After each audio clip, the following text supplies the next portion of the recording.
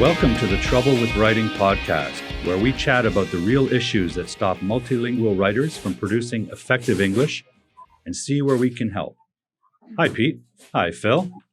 How's it going this week? Hello, guys. Hey, Phil. Hey, Paul. How are you doing? Great. We're excited. What's new and exciting? What's new and exciting was World Cup time. So Pete and I are eagerly awaiting England's glorious victory against the United States.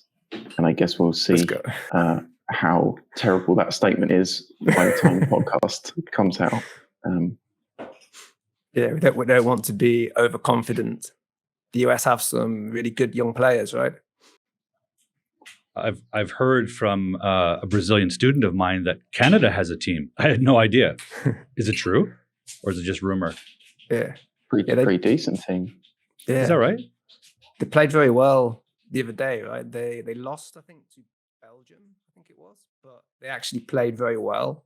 Unfortunately, they missed a penalty. They deserved more from the game, definitely. Oh, that's encouraging. I to be honest with you, I'm not a fan. I'm just sort of following it through the news and through my students, basically. But yeah. The funny thing about the World Cup and football in general, right, is that some games can be really boring. You can just have it on, but kind of fall asleep or be doing something else. And other games can really, really pull you into them. They can be really, you just can't take your eyes off the screen. That's sometimes a little bit like reading, right? Have you ever read a book where actually it's pretty boring and you find that you're not really paying attention? The words are kind of going in like one eye and out of the other eye. And there are other books that you just can't put them down, right? Like, why is this? It's a good point. I certainly have that experience. It's definitely more common nowadays, isn't it? Because there's infinite material to read. You just go online and you can read anything. I mean, read in a different way online, maybe. But it's something I've noticed with my reading and with, I think pretty much everyone I speak to says the same, that it's harder to, not necessarily harder to focus, but maybe we're not as immersed in reading as we used to be, right? Do you guys still buy books? And I'm sure, I'm just guessing, I don't know, but are you also the kind of guys that buy books and have a stack of books that you're getting to, and meanwhile you'll still buy new ones? I still do that, even though I barely read anymore, unfortunately. Yeah. Well, I'm reading more on my Kindle, and sometimes I have a wish list. I try to avoid buying books before I finish the ones I've read, but yeah, sometimes I still do that. But your question there is interesting because I was talking to my dad the other day, and he was saying that when he reads on the Kindle, or the e-reader, he finds he gets distracted. So he'll read something that he's interested in, and then he'll select it and then go on to Wikipedia or something to find out about it. Mm-hmm. And he just gets distracted and he forgets what his goal is, which is to read the book and not to kind of go off on one. Mm-hmm. Do you guys, I guess I'd like to know what your thoughts are about the connection between reading habits and, let's say, your writing or the writing that you coach. Do you think there's a connection? 100%. I mean, for me, it's just writing draws a lot of similarities as a skill to language. It's input and output. And in the case of writing, the reading is the input. And I think what's difficult for a lot of people, myself included, and really all writers, is making the connection between what is going in and then what's really going on with that writing and how to produce it yourself, not just reading it as a consumer. Mm-hmm. Pete, you're nodding there. Yeah. So I'm really interested in this concept of reading as a writer, right? Mm-hmm. So I wanted to ask you guys, what does that mean to you to read as a writer? Great question. Phil, any thoughts first while I contemplate? Yeah, I'll let you gather your thoughts. I mean, one of my things that I often give advice about is to read like a writer, and that means to read twice. So the first thing we do when we read is read for understanding, read as a consumer, right? You get an email and you want to understand it, know what it says and what you have to do.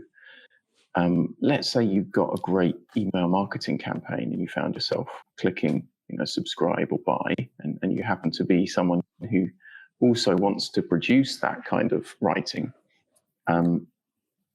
It's important that you go back to it and ask questions, breaking down, how it achieves the effect that it does.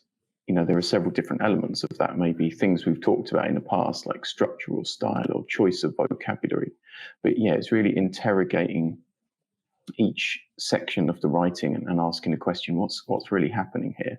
And I think if you can do that, then that's where you get some insight to improve yourself.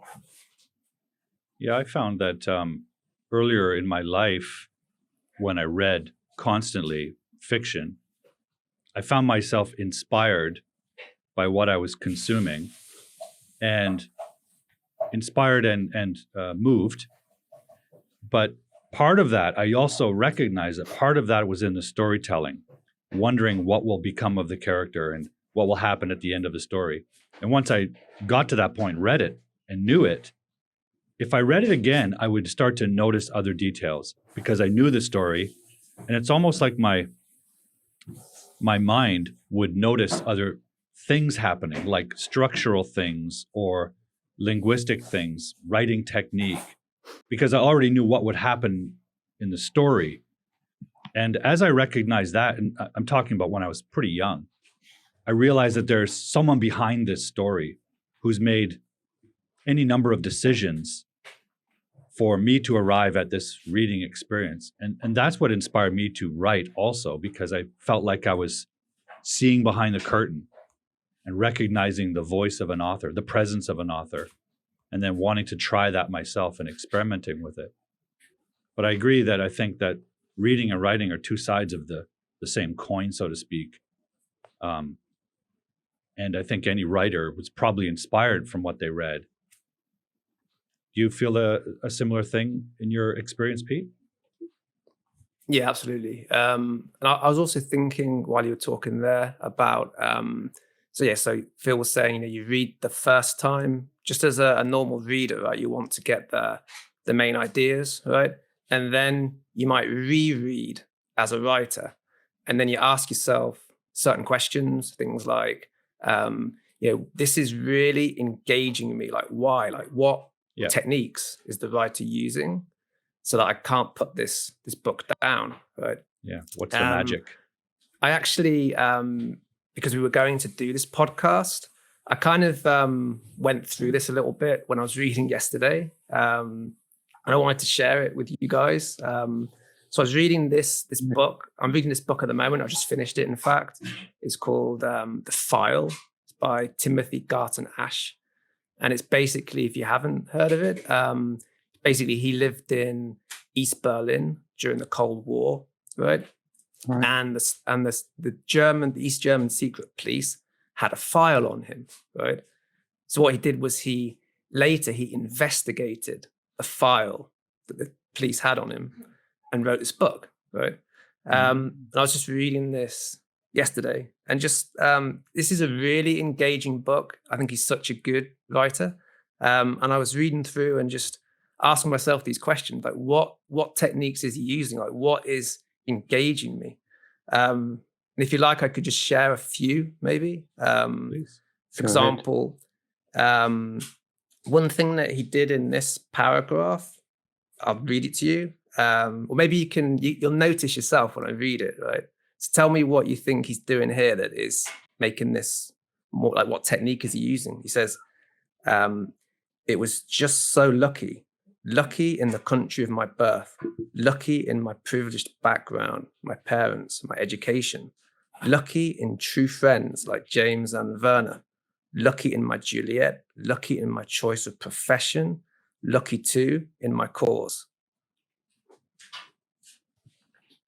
Repetition, right? Of lucky, quite obviously, and Yeah, we talked before, didn't we, about avoiding repetition and, choosing synonyms or different word forms, but it can be really effective if you want to drive home a point. Yeah. That's great. It's very poetic. Yeah. Here's another one that is kind of similar, but not exactly the same. So he said, maybe start from the beginning of the sentence. I can't quite bring myself to say Brother Romeo of the man who informed for the Stasi as I am Romeo and is now media representative for the post-communists. But I can understand each of the informers in my file and the officers too, even Cratch. For when they tell their stories, you can see so clearly how they came to do what they did in a different time, a different place, a different world. More repetition there. Different. Is that all one sentence? Am I right in thinking that, or is it a couple of sentences? That is all one sentence. It's quite a long sentence. Yeah. The part that, it's the part at the end that I also noticed, right? So he's using this this parallelism, right, in threes. It's quite a common writing technique to do things in threes, right? Again, it's like what you said, Paul. Sounds like quite poetic, gives it more emphasis, right? In a different time, a different place, a different world.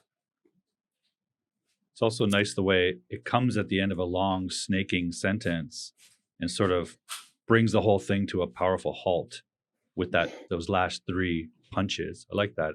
Excellent point. I really appreciate rhythm like that in sentences. Yeah. There's actually created from the arrangement of sentences. Yeah, there's actually a dash before that last part. So before in a different time, a different place, a different world, there's a dash. So yeah, that really gives it the rhythm. Shall I just do one more? Please. Go for it. Pete's done his homework this episode. Yeah, I love it. all the listeners can tell who's prepared. Yeah, I've got a few more, but I don't want to dominate this, so I'll do That's one. Great. This sentence really engaged me. So he said, if only I had met on this search a single clearly evil person, period. Right. That sentence does that really engage you? Like, do you just want to read on, right? Yeah. Yeah, it's very precise and concise word choices. It also leaves us without some key information, like who is this person? So we want to find out. It compels us forward. And why does he want? Why does he say? Why does he wish he had met a single clearly evil person? And we know because of that sentence that he didn't. Right. It's just this if only, I think, is quite a powerful use of language. Things like if only, I wish I had. These kind of sentence starters work well to build this intrigue. I think, those are great examples, Pete, and I think that's really good to sort of show listeners what to look out for and how to identify certain techniques. And I'm sure many of them are doing that already. In my experience, some might get more lost at what to look for outside of that, the bigger picture or other aspects of the writing. What do you guys think that people can look out for in the bigger picture? Yeah, I think that's where structure pertains, right? Structure is the sort of hidden skeleton behind a work of fiction. It's the story, the plot. It's also true in academic work, where I think structure, it's not the same as a story, but there has to be a structure underlying, because academic writing tends to embrace the complexities of some topic. So how do you make sense of that for a reader? The structure of an academic paper, for example, is the sequence by which you dole out the information step by step, so that the reader will absorb it, learn what they need to know to understand the next piece of information. So in that kind of work that I do, that sense of structure has to predominate. And that's really sort of encapsulated early on in the presentation of a thesis. I always think like locked inside the thesis is the DNA for the whole paper, right? Yeah, good point. How about for you, Pete? Yeah, I was just wondering, when you're talking about like the overall structure, and that depends on the genre, how much does that translate from one language to another, right? So like how similar or different is the structure of a paper, an academic paper, in different languages, right? Great question. And therefore, do non-native writers, do they find the global structure of their writing more challenging, or is it more these details, like these little writing techniques and things like this? Like, what do they find most challenging? Well, in my experience working, let's compare, say, South American writers with Asian writers. The South American writers tend to write structurally in the same way a British or a Canadian or American writer would, although the style may be quite different, owing to the sort of translation of thought presentation through the language. But the Asian writers actually have grown up learning a very different way of presenting information with a lot more implication, a lot more, they're expected to imply things rather than make them explicit. A very simple example is a Japanese writer may have learned not to present the thesis explicitly in an introduction. They may have been taught to wait until the conclusion to summarize their take on a particular topic.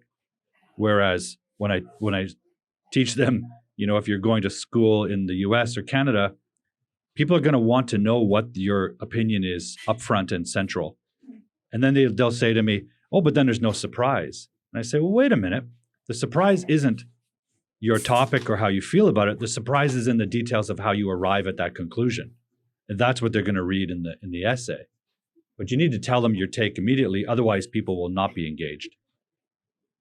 Phil, have you experienced anything like that in your end of things? I was just listening and finding it really, really interesting, Paul, the difference between, what you said about implication and how I think that's something that can definitely be misunderstood. I mean, I was thinking structure-wise for a lot of digital writing, for a lot of typical forms of writing, we live in a more global world and we expect to see writing and arguments and stories set out in a certain way.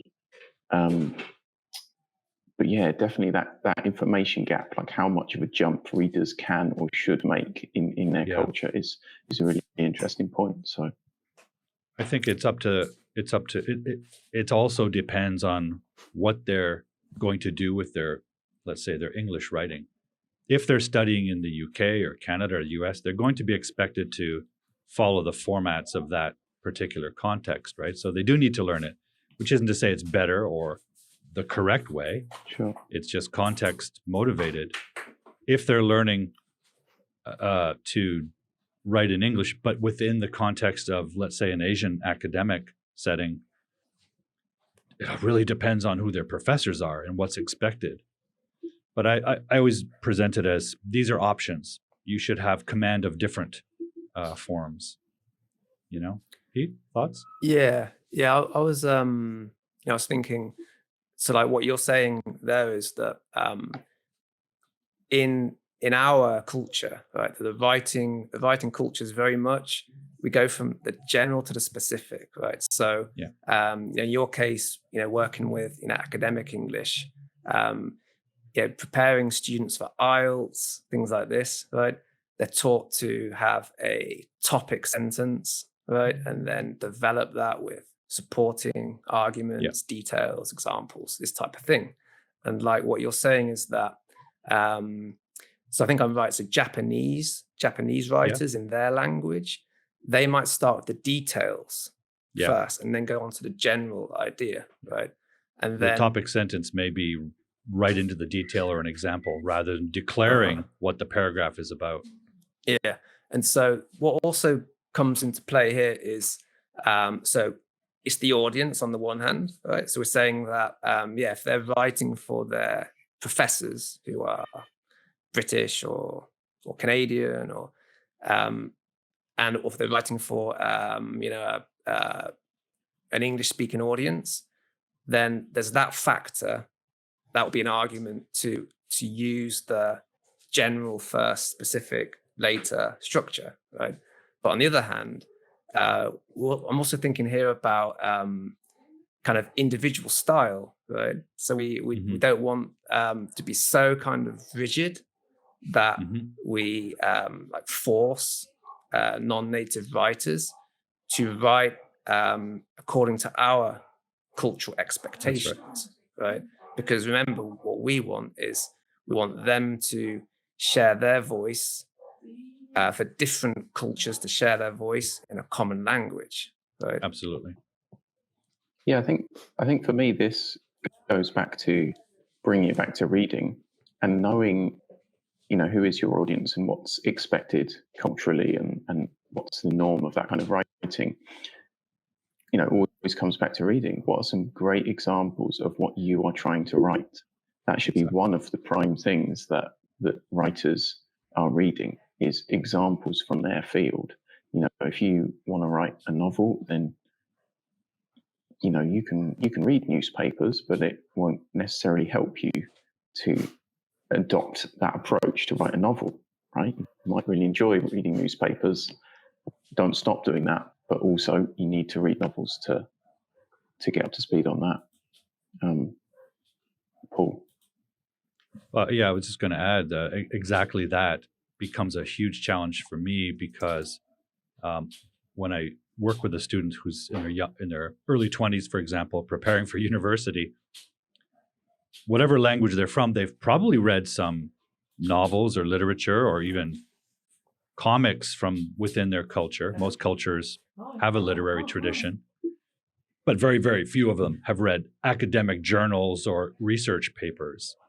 So when I teach them a course in research paper writing, for example, it's like baking a cake from a recipe, never having eaten a cake or even seen one.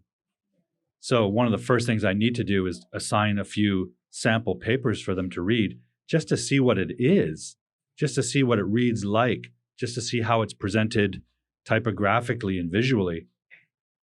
Otherwise, the results are, when I first started teaching that kind of work, I found the results were really strange because they didn't see an objective. They had no clear picture of what it should be like. Whereas if I asked them, okay, guys, write a novel or a short story, most of them could come up with some rudimentary production because they've all experienced it or seen it, or I don't know. Just you need to see examples to understand what the objective should be, right? We all need to have eaten some cake at some point. Just a very quick one. I wanted to jump in and say you're making academic journals sound very tasty by calling them a cake. I might think of them as maybe something more scientific, like the perfect loaf of bread or something like that. But it's your metaphor. I think the best, roll with it. Yeah.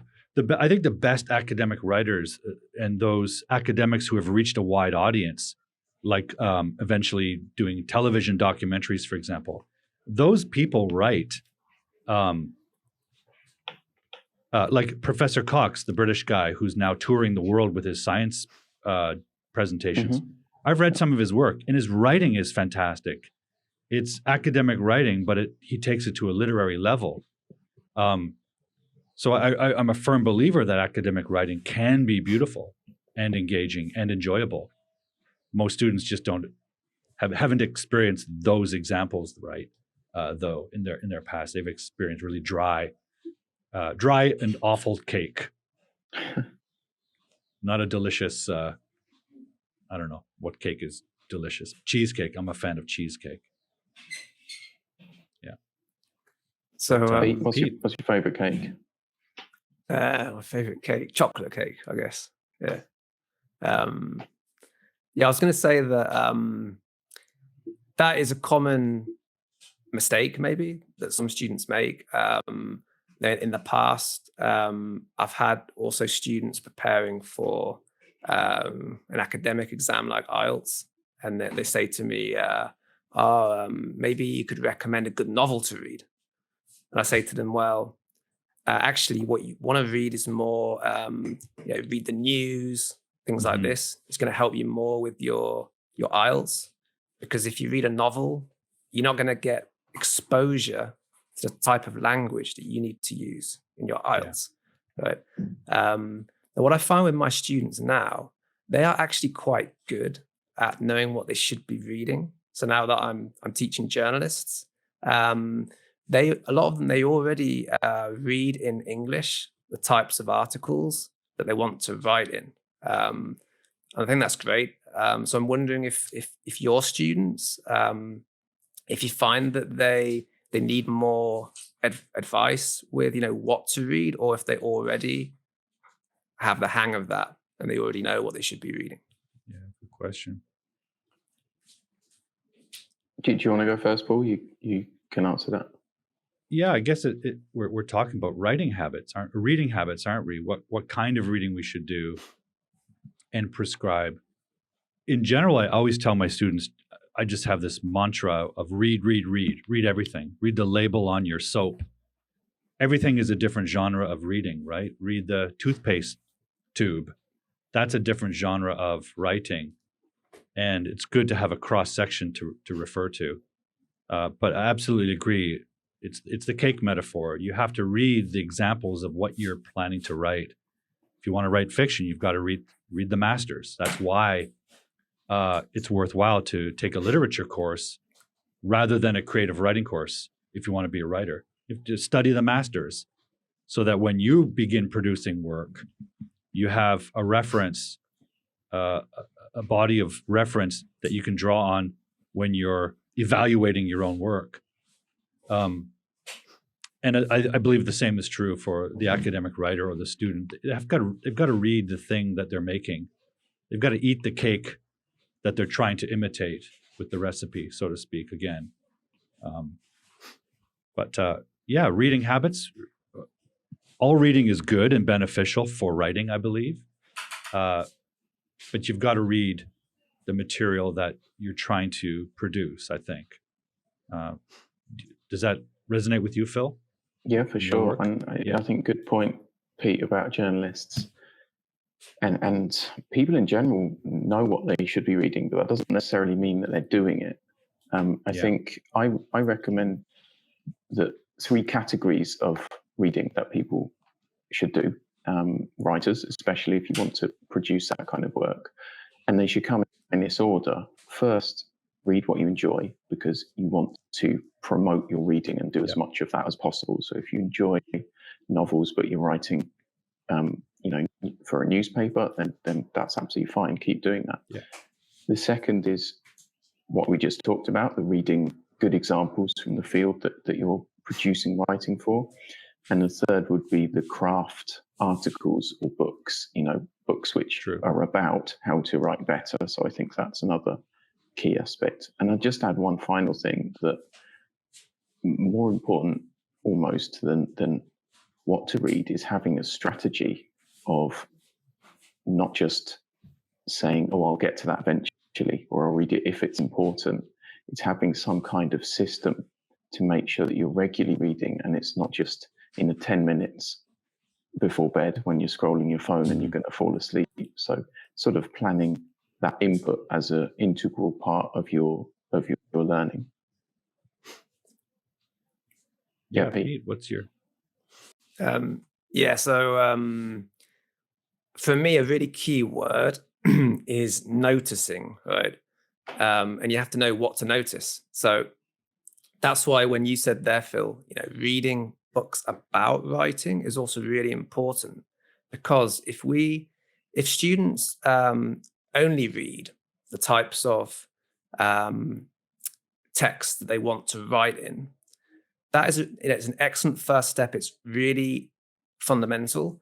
But if they only do that, the benefits are limited. So the benefits are they get exposure to the language, right? And they get a lot of implicit knowledge, right? So it's like if you don't have any idea about grammar or writing techniques or anything, right? but you still had a lot of exposure from text, good quality text, the types of text that you want to write. When it comes to writing, you get a feeling, right? You kind of feel what sounds good, what doesn't sound good, what sounds engaging, what sounds boring, this type of thing, right?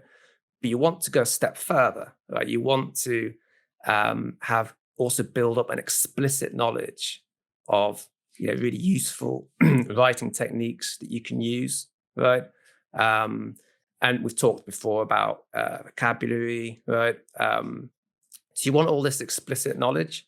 So which leads me on to my next question. Do you guys have like a favorite book about writing that you would recommend our listeners? Yeah, good question. Yeah, I'll what's yours? let Paul go first because Okay. we've all, just to explain, we've all selected one book, right?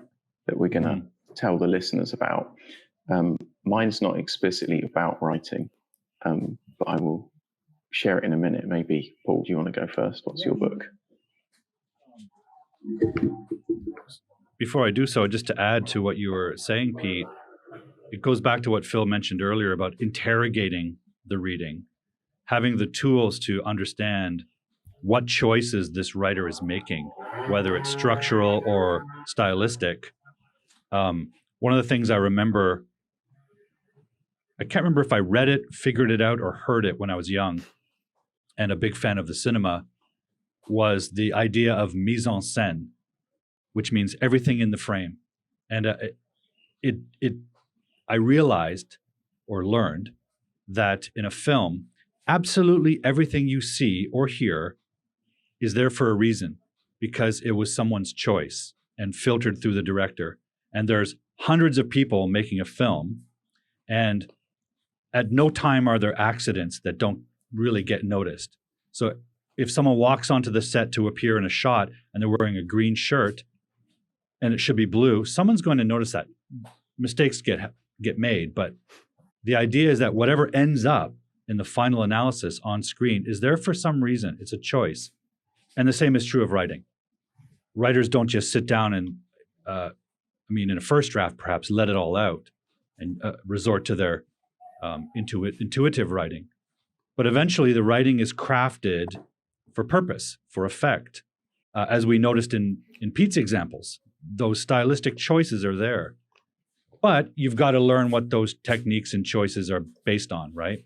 In academic writing, I've read, I don't know, as we all have, dozens and dozens of texts and textbooks and handbooks. And they all have something to offer. And they've all enriched my understanding of the craft. And as we were talking about earlier, reading the examples, and again, you've got to interrogate it, but you need those tools that allow you to ask the right questions with your sort of top-down knowledge. And I don't want to say it's the best book, but it's my favorite book to recommend to student writers of academic writing. It's called Focus on Writing, Paragraphs and Essays. And it is by Laura G. Kirshner and Stephen R. Mandel. It's a big book. It's not small, but right away you can see it's kind of color-coded. The way things are presented in this is not just raw text. Things are very colorfully and graphically laid out and key ideas highlighted. And there are sample paragraphs, sample essays, and they interrogate the text. For example, things like this, you see examples of text, and the way it's presented is an interrogation of the text. Or this, you can see how different elements are highlighted and explained. And I think reading that stuff teaches a student how to do it for themselves when they encounter a text. It's very comprehensive. It explores different types of essays, which all the textbooks seem to do. But what I love about this is its focus on the key building blocks, which are paragraphs. There's an extensive section where they go into how a paragraph develops, how an idea develops through the paragraphs, so that a student is learning not just how to write or how to structure or how to outline, but how to build an idea and present it to a potential reader in a way that's understandable, but also thorough. Because in academic text at some point, they may have to write an enormous paragraph that really details a single idea. Because one of the challenges I face when I work with international students is the superficiality of their idea. They don't know how to take an idea, even if they strongly believe it, and really break it down to its constituent elements and present that to a reader so that the reader understands how they arrived at that idea. For me, all of that happens inside the paragraph, and that's like 80% of the work I do with them is focused on paragraph development, idea development. And this book presents all the techniques of doing that. So that's my recommendation, lads. Focus on writing paragraphs and essays by Laurie Kirshner and Stephen Mandel. And by the way, we should put the links to all these books on Amazon below so people can get a copy if they want. But I highly recommend that one. Other booksellers are available. Yeah, it looks really useful, Paul. And I love how it's color-coded too, because I think, different learners, some styles of learning doesn't match up well with, huge blocks of text and lots of description. Yeah. And if things are color-coded and presented in a visual way, I think that's so helpful for because then you can apply that to the new writing that you see and break down. Absolutely. You can, see these constituent parts, like you said. So that sounds great. It's great, and it really, there's endless examples of how to analyze a text, how to proofread and revise and edit a text. It's very, very comprehensive. And even at the back in the appendices, there are some stylistic sections, just going over good grammar and good sentence structure matters. Sort of an all-in-one package. And although it's an academic guidebook, the writing itself, the explanations themselves are written in a very accessible register. So great book. How about you guys? What was your recommendation, Pete? Okay, I'll go. So, so mine is it's a book by Harold Evans. It's called Do I Make Myself Clear? Why Writing Well Matters. Okay, so for people who haven't heard of Harold Evans, it's actually Sir Harold Matthew Evans, right? So he was a British-American journalist and writer, and he was knighted in 2004 for services to journalism. And so this book is very much with a journalistic style, right? Parts of it are really, really engaging too, and tell stories, quite a lot of storytelling. And I just find that this book just has amazing tips on writing techniques for journalists. So when I was, as you know, I did my homework. I always do my homework, and I was looking back through it, just the first part, and I just came across again just so many useful tips on things like sentence structure, right? So I think we talked about this in another episode. So it's varying the sentence structure, right? We don't want every sentence to be made of the simple structure, but we want a mixture between simple, compound, complex, because we want writing to be clear but not boring, right? Yeah. So many great tips like this, things like the problem with the passive voice, right? So this is there we go. Look, great, we've got it up on the screen. This is a very well-known problem with the passive voice, that we're not saying don't ever use the passive. That would be wrong, right? Sometimes the passive is necessary, right? For example, if we don't know who the person is that is saying something, then we're going to use the passive, right? But a lot of the time, the passive, it just adds more words. It kind of it takes the life out of writing. It makes writing less abstract, right? Sorry, more abstract. So many great tips. One that I really like is when he talks about be specific, right? So he's really strong on this. Avoid vague language, right? Abstract nouns, and it's really interesting. He quoted a philosopher, I forget the name right now, but there's this idea that if you have vague language, a lot of abstract nouns, then the reader has to translate those thoughts, right? So you're actually giving the reader much more work to do, right? And again, it just takes out the life, the energy out of your writing. There's quite a lot of these. I won't go into all of them, but the book is just full of great tips. I think we also talked about in another episode, be positive, right? Use positive sentences. For example, I noted one down. If you say they did not pay attention to the claim, right? Better, they ignored the claim, right? Yeah. If you use these negative sentences, it's slower, it's harder to understand.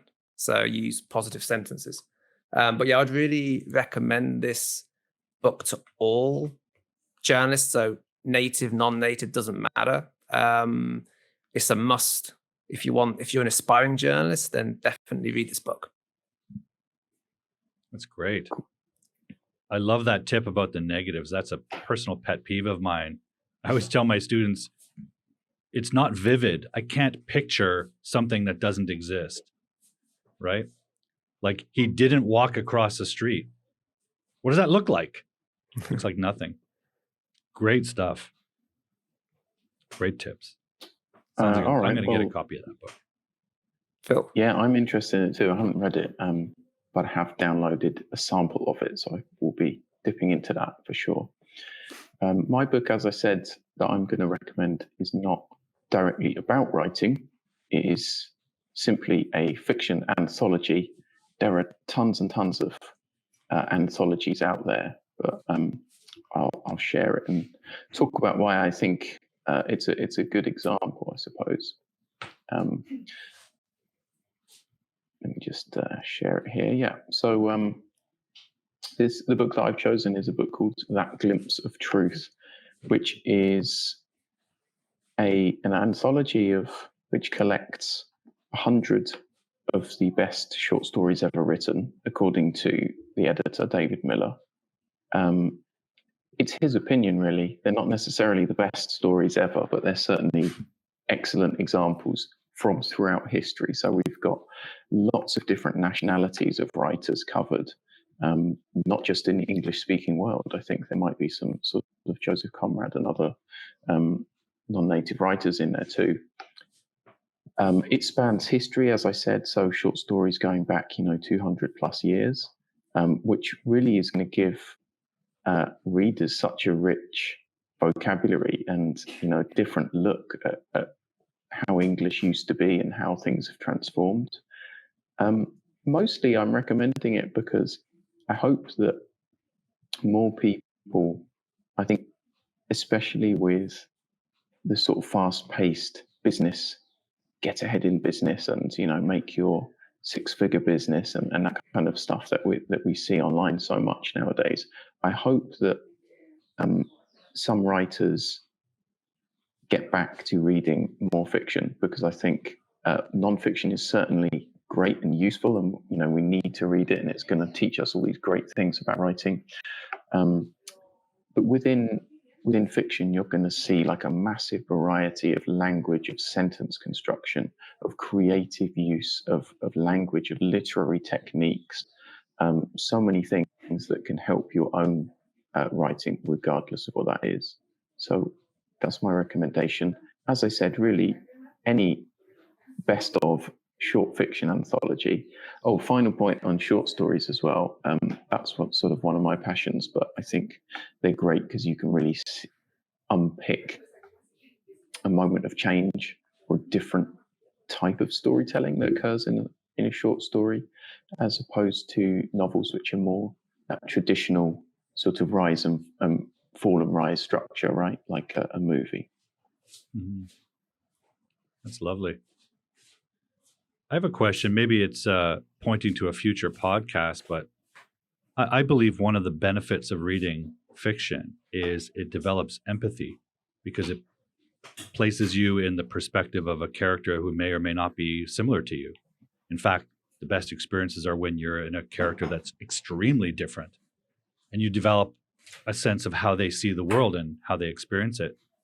And I wonder, in this world we live in now that's so polarized and so divisive, certainly in North America, I wonder if that's related to people reading fiction less, or, let's say literary fiction.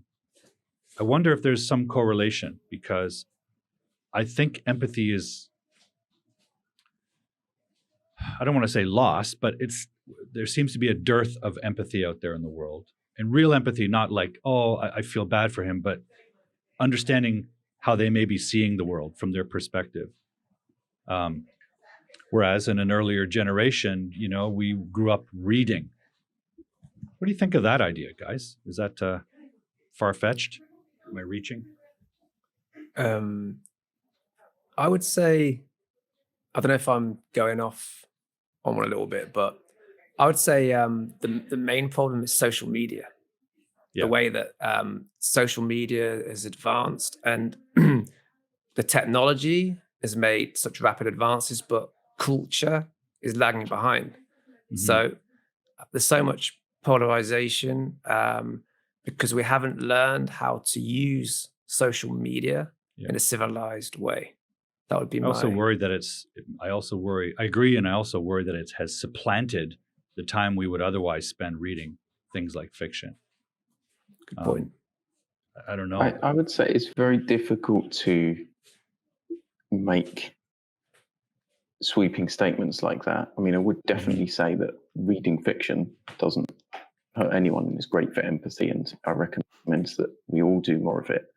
I think if you look back 100 years, 200 years, people were not very culturally sensitive, to put it mildly, because their consumption of media, be it they couldn't read or they didn't read or there wasn't any other media, meant that they didn't build that empathy. And I think now we certainly still have a lot of huge problems to deal with, but social media and our use of digital media is still so new that we're not very good at it yet.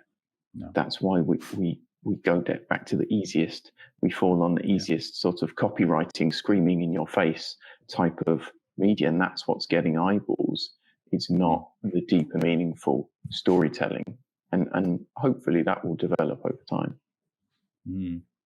I always think one of the problems of the relationship between humans and their technology is that we're always quick to embrace the possible, and we engineer and produce something because we are able to. And what lags behind is the ethics involved, whether we should use this or shouldn't use this. People research that and think about it later, after the fact. First thing is, wow, we can make a cell phone. Let's do it because we can. So, yeah, that's just another thought that struck me when we're talking about anthologies of short fiction. I think we all need to read more short fiction, and long form for that matter. But short form, maybe in our hyperactive, attention-deprived world, maybe short fiction is really a more reasonable expectation. Yeah, I just wanted to say as well that so in business, right, entrepreneurs, this idea of build your six-figure business, all this type of thing, people are using storytelling, right? Storytelling is where it's at, right? So if you want to be good at storytelling, read fiction, because they are the master storytellers, right? And by the way, I would just want to add, one of the things I notice on LinkedIn, guys, are your posts. I tend not to do a lot of stuff on LinkedIn, but I always look forward every day to seeing new work by you two, because you guys do that. You involve storytelling technique in your social media posts, and I think they're fantastic. Just wanted to say that. Thank you, Paul. Thanks for saying that. Yeah, it's I suppose we try to put into practice some of the things that we're telling other people, right? And it's not that anyone is a talented writer. I think we went over that last time, and that they can write, fantastic posts right off the bat. It takes, reading and understanding other people's work, and there's a lot of writers that I look up to on LinkedIn too.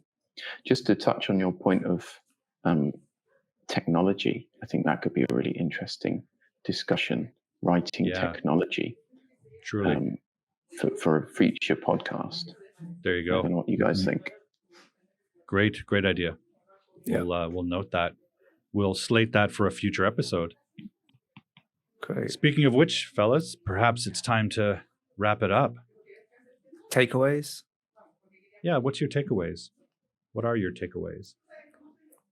So I'll go first, just because I've got a very quick one based on my book recommendation. Is to remember to read what you love. Okay, make reading a habit that works for you, and you can incentivize yourself to read more by reading things that you really enjoy. So don't forget to do that. Yeah. Pete, how about you? Takeaways? Yeah, so that's a really good one. Motivation is everything, right? My takeaway would be, and Phil, you mentioned this, right? It's all about input and output, right? So you have to read books about writing to learn about the techniques. That's one form of input. Another form of input is when you read in the genres and on the topics that you want to write about, you should then notice those techniques while you're reading, right? So that those are two forms of input, and then the output is clear, right? You then have to implement, right? So you have to practice using those techniques in your writing, right? And hopefully get some feedback.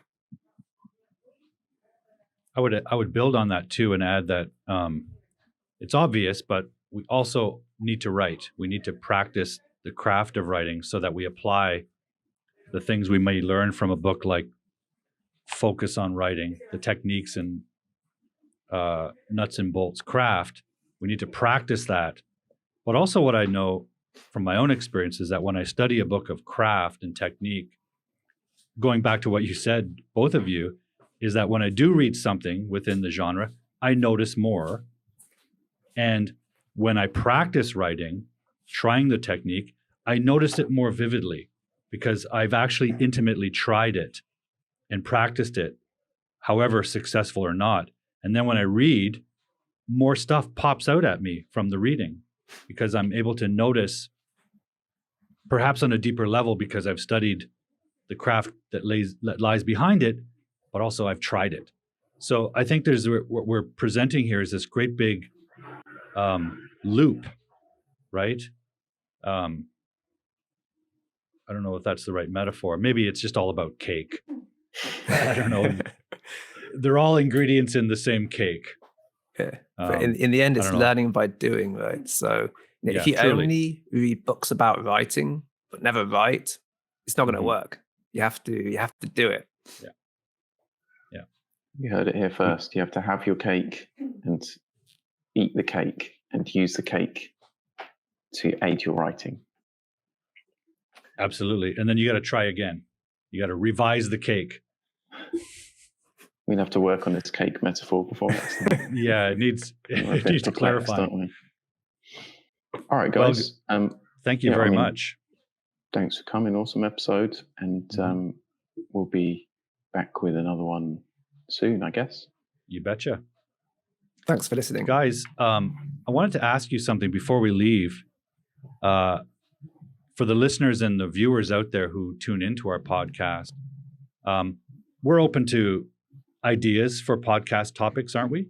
Someone asked me this recently. Definitely. Yeah. Yeah, absolutely. Cool. Yeah, maybe we could put a call out for some ideas for future episodes. That's a great idea. Yeah. Someone asked me if we could talk about things like what was the one suggestion? It was pretty specific. Something like, can you guys explain personification? I thought, well, we could do that pretty quickly. Maybe we need an episode about figurative technique or something like that. So, but the question really is, are we open to suggestions? I think we agree that we are. Definitely. Great. Okay. Well, guys, been great seeing you again and chatting. Keep your eyes on that World Cup. I think Canada's going to take it. We'll see. Yeah. All right. See you next time. See you. Cheers.